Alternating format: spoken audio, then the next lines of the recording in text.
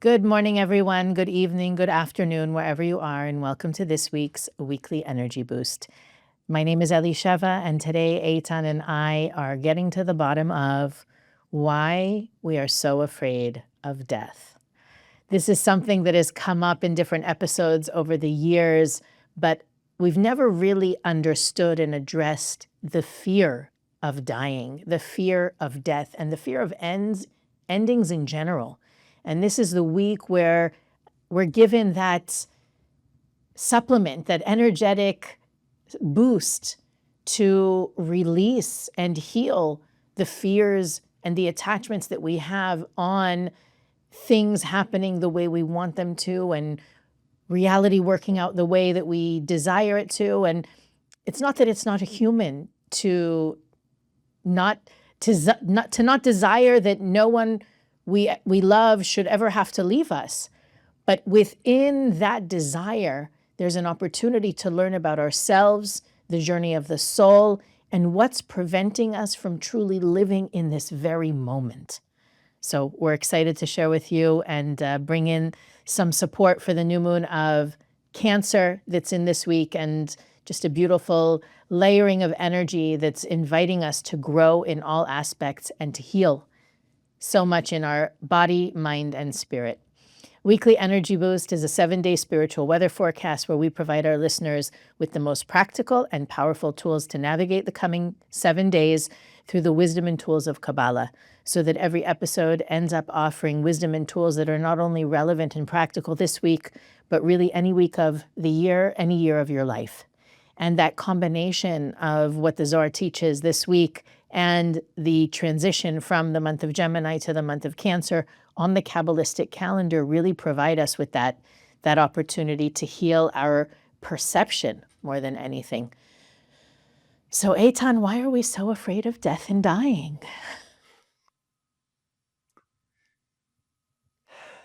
There are two forces in this world, in a very simple way: pain and pleasure. Actually, when the Creator created us, in our origin, and the Kabbalah said the Creator created our soul, our vessel, which is the consciousness that can receive the Creator, with desire to receive fulfillment, with desire to receive the energy from the Creator. And with that, it means created receiving or not receiving. And if you just think about even desire, when you say, I want joy, I want happiness, but I don't want sadness and I don't want pain. So part of being alive is actually knowing that there's a force when spiritually, when I'm connected to the light, pleasure, when I'm disconnected to the light, pain. So these two forces, this pain and pleasure.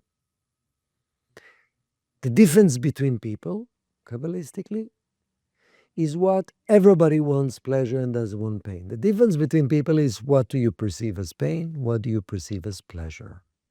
Very often things that we perceive as pain is actually will bring us lasting pleasure if we're willing to go through it. So it's all about perception. Now, the same thing is about death. We're all accustomed to the life that we see. And part of our beliefs and part of the tikkun of this physical world, anything that I do not see and I never experience beyond my 5 senses, beyond my limited perception, that unknown is pain that I'm afraid of. Its end. So death, which represent the end of life, is the biggest pain. Kabbalistically, the source of all life is the Creator. What is the Creator? Infinite light, continuous energy of giving.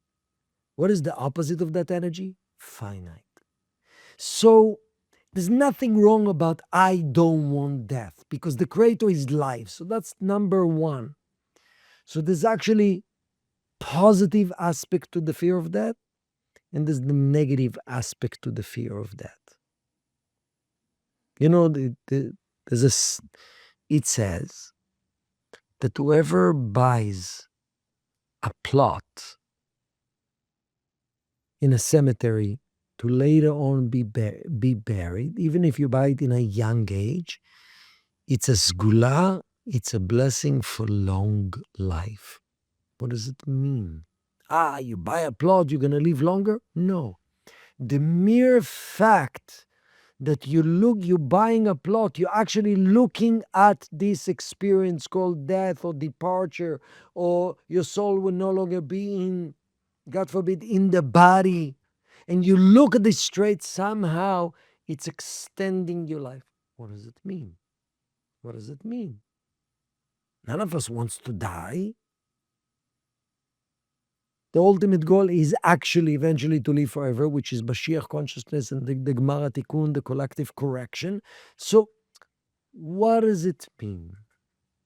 So, in one hand, it says, Kabbalistically, that it's every human being, it's good for them to envision as if it's their last day on earth, and maybe they're not going to come back in the morning.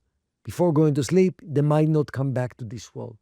And by law, what does it mean? It means that what can I do to live more today? What can I do to grow more today? We know that the soul never dies. My true essence never dies. Nevertheless, this chapter in this particular lifetime, with this particular body, it's a chapter that I want to grow the most. So the healthy aspect of envisioning death is the aspect of how can I be more alive today? How can I grow the most today? Why is it so? So let's go a little bit what the Zohar tells us about what happened when the soul leaves the body. There's a process. There's a process of 7 days, of 30 days, of 11 months, but there's a process that the soul undergo. Part of the soul, when a person, what we call died, the higher part of the soul leaves the body right away. And there's the lower part of the soul that stays with the body. Now, and there's a process until that part depart and join the other. Guess what's happening when a person leaves this world? Leave it no longer mainly in the body, maybe aspect in the mood. Guess what's happening? Suddenly, the soul, our true essence, is aware of what's going on and sees clearly what I've done in this world and what I could have done in this world based on my potential. And suddenly, if a person is a tzaddik, finishes tikkun, there's alignment with my true purpose, and there's amazing heavenly fulfillment. But when a person feel, wow, I realize how far I am from my potential.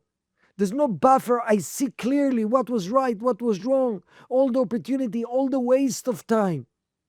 And if I'm very far from my potential, that's called hell.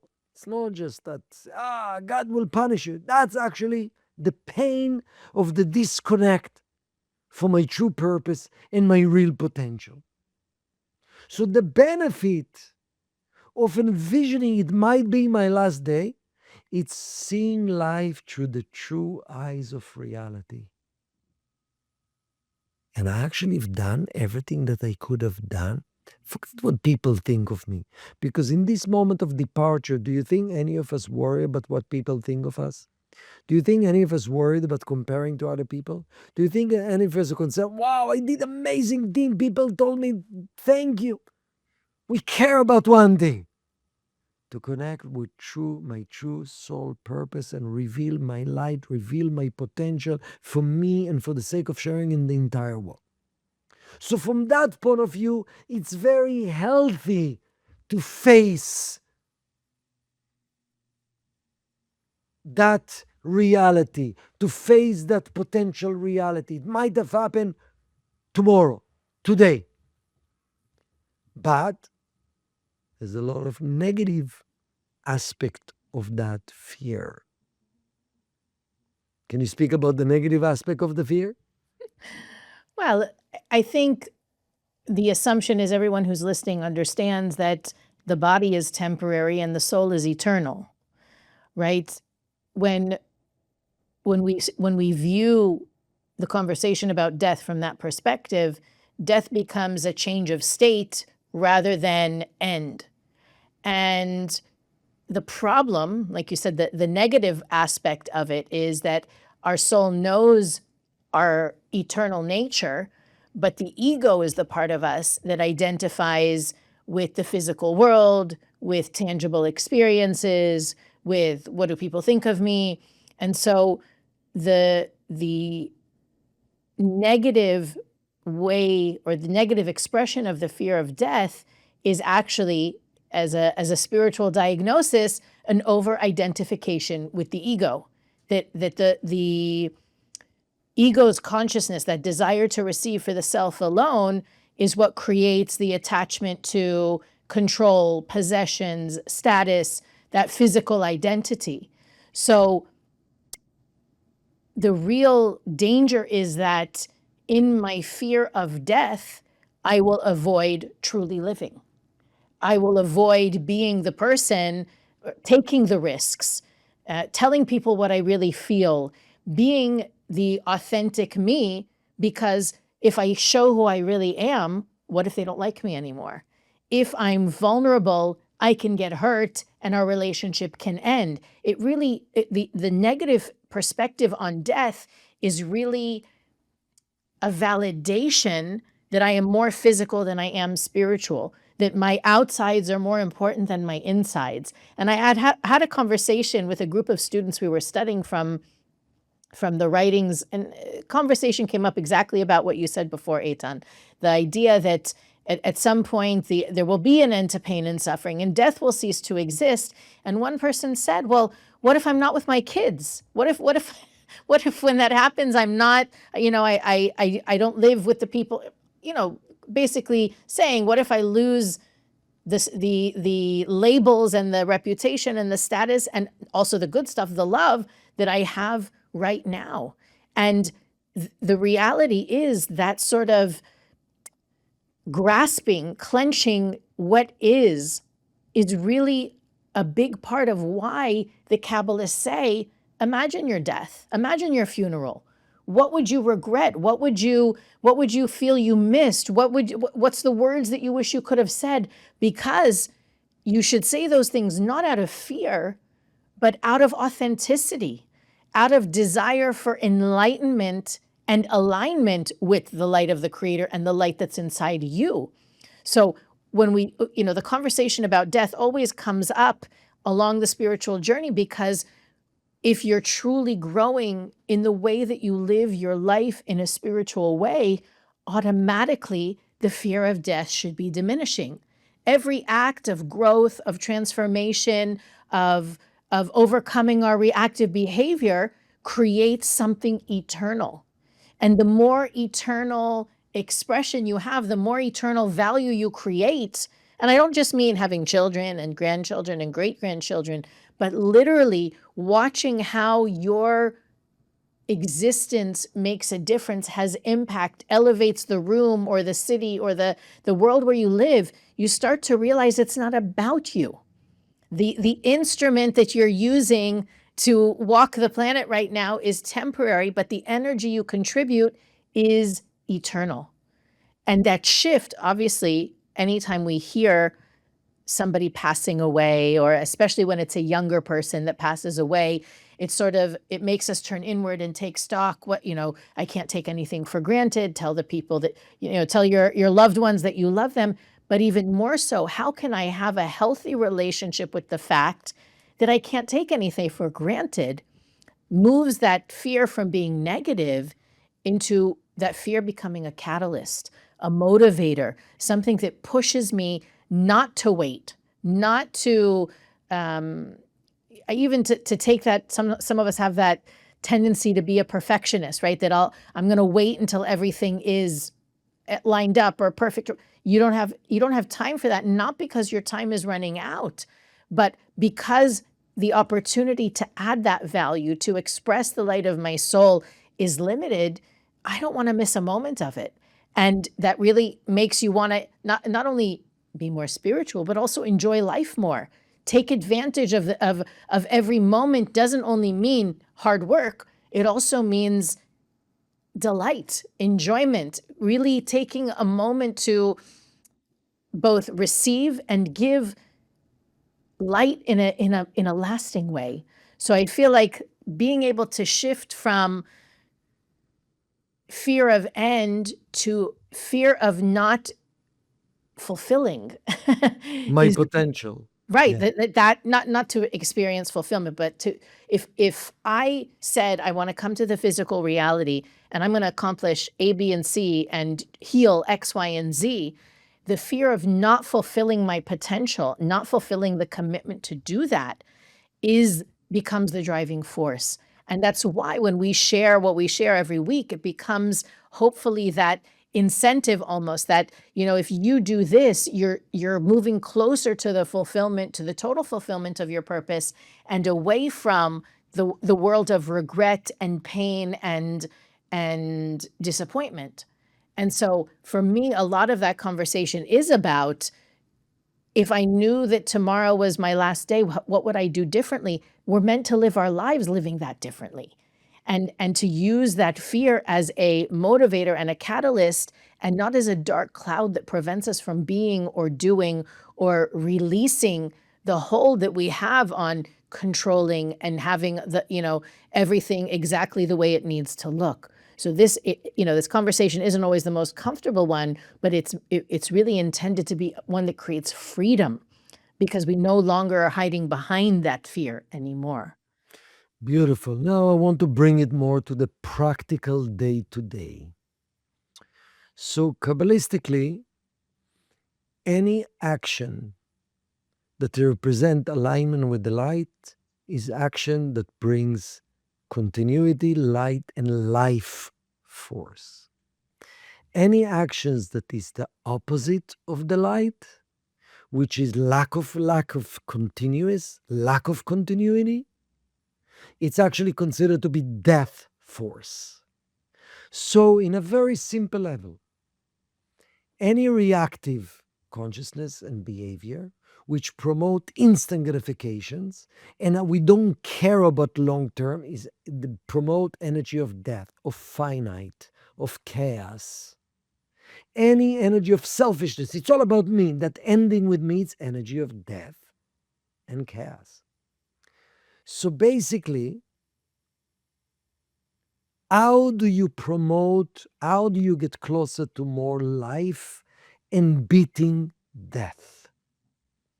In a very simple level, what drives us to be reactive, what drives us to be selfish is conscious and unconscious fears. Very simple. Fear that I'm not going to have, that something going to be taken away from me, that I wasn't respected, that I'm going to lose, that I'm going to be judged, that I'm going to be destroyed, I'm not going to have a worth, I'm not all this fear of death. As a result, I'm reactive, which has perpetuated more energy of death and finite. So what do you do about it? In a very simple level, this week, it's about face your fears. What are the fears you are not facing? By running away from your fears, by being controlled by your fears, you're controlled by the force of death. Facing your fears. I feel fear right now. I can't stand it. I feel anxious. It's okay. Feel the fear. Imagine the fear is just, instead of being driven to movies about the future, the fear is uncomfortable feeling, unknown feelings in your body that you're deciding actually, in order to Find the light that all of us want, the force of continuity. Don't run away from the fear. Be willing to face the fear.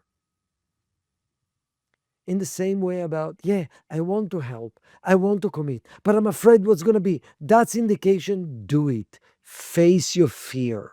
Face your fear proactively when it leads you towards actions and commitment and helping and talking and communicating. Face your fear when you entertain a situation. Wow, I don't think this person is good in my life, but I'm afraid to say no, I'm afraid to confront them. Actually, I'm not saying get rid of the person, but face your fear. It's okay. Maybe not. I'm open. Allow yourself to fly in the unknown.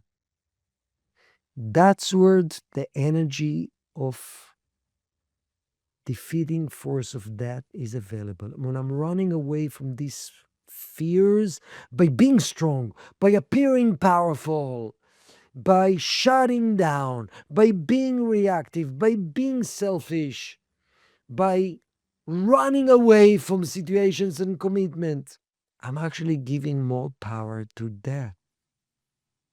So facing our fear, the same way we spoke in a big picture, it's good to look at death. But in the day to day, every fear that I have, by running away from it, I'm thinking small. I'm not looking at life force. I'm looking about temporary relief from that fear that I'm experiencing. Oh, now I'm relaxed. What do you think will give you more energy? Be willing to face the fear. Allow yourself to feel the fear with consciousness of the light is here. It's okay. I'm going to be rejected. Maybe you're going to be rejected. Are you willing to open yourself to possibly face it? And you will be fine. I'm afraid to be failed. You know what? I'll do my maximum effort. There's no failing in it. And even the temporary feeling of failing, it's also, are you okay? No. Why not? It's going to happen actually more when you're not okay with that. So that consciousness of running away from fear is running away from life. Because we know in a real reality, death is an illusion. The energy of continuity of the creator is always here. Every time I'm running from fear, I'm running from dying. And actually, that's what caused dying. Part of my life is dying. When you feel uninspired, unmotivated, bored, life is the same. It's that. It's that. It's so interesting that you bring that into the practical aspect of this week's work, because we also have the new moon of Cancer.